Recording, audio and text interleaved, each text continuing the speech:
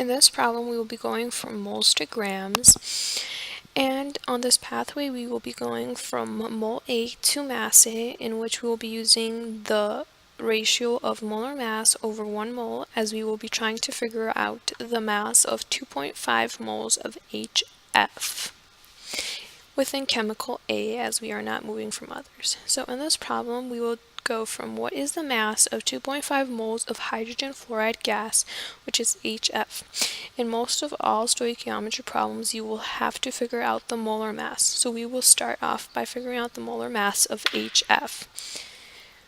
Mostly in stoichiometry, we try to figure out the percent yields, or the amount of products that is produced, or how much products will be needed, or reactants in a given reaction. So the mass of H will be 1.01 grams, which was derived from the periodic table of the atomic mass of the element, and of F is 19 grams. So in total, the molar mass of the whole chemical of HF is 20.01 grams. So now we will try to figure out what is given to us. So the given in the problem is 2.5 moles of HF, and we are trying to figure out the mass. So mass will be given in grams. So now we will go down to start solving the problem, which will start off with 2.5 moles of HF over 1 to be multiplied by the mole ratio that was discussed in the pathway, which is molar mass over 1 mole.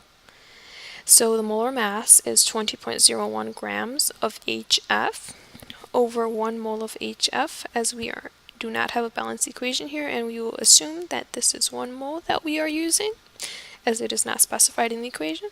So now we will be able to cross out the units of mole HF, and we will be left with grams of HF, which that will be our final answer. So now we will multiply 2.5 times 20.01 grams of HF and be left with 50 grams of HF, and that will be our final answer. Our next problem will be, what is the mass of 3 moles of carbon disulfide CS2? So as in the previous problem, we will also start off by figuring out the molar mass of the whole chemical, but first we will do it by elements.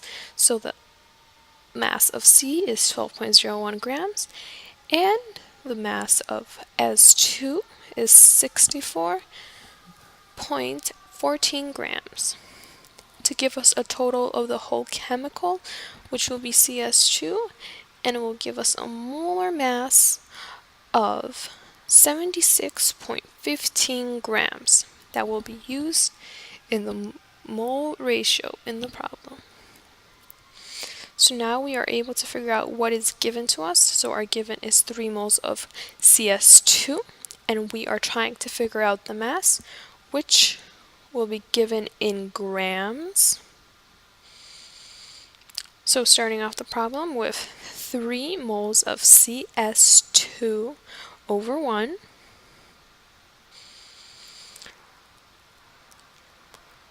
which then we will go on to do the molar mass over 1 mole. So the molar mass is 76.15 grams over 1 mole of CS2.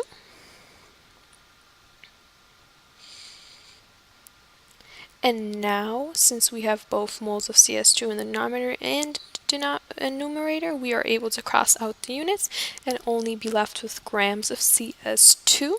And now we can multiply 3 times 76.15 and give us our answer of 228.45 grams of CS2, giving us our final answer.